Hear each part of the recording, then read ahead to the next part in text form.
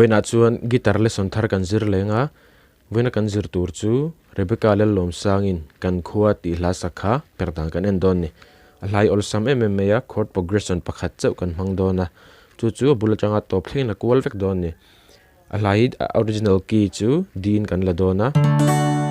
aniama A asanga G minor B minor tihen hami chord progression hmang cheu hina kual don ni D A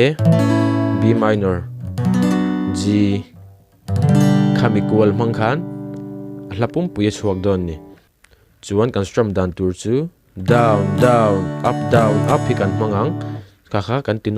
tinon liang vai khat chord khata vai ni kan ti don ni chu down up kha dia down up A down up B minor down up G down up ti khana kal don ni chuan kan strum dan kha khai khang kan tirang dona pa nga ya chuan ting kan kalang down up down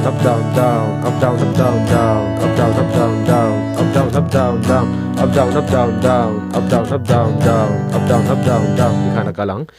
first verse kan sachinang e a intro kha khami D A B minor G kha voi khat kan kolang tin kal don ni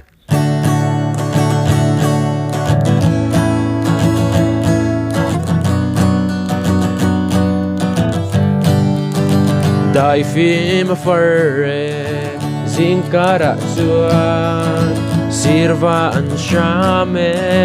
nilum lo chua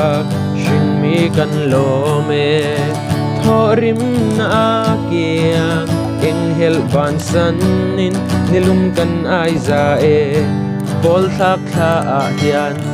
tikhan khamizo khan akwal ngai bok D A B minor G kating bok khan a chorus kan lut liang chorus focus drum dan ngai thau down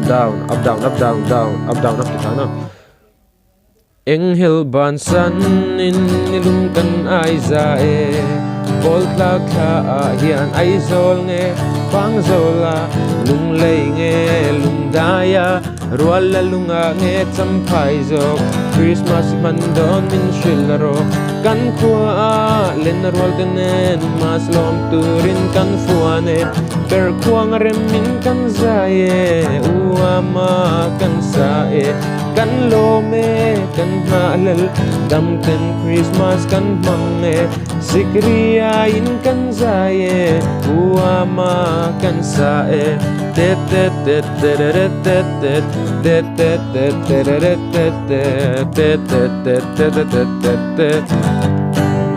tet tet tet với cái quá lẹng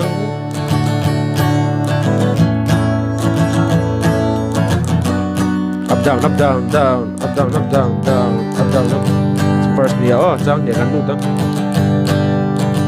khirnin har ngei siam tu kut chua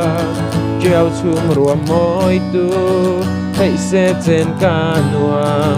rang sa man pare kong si dan moi e Perhdan ngai lo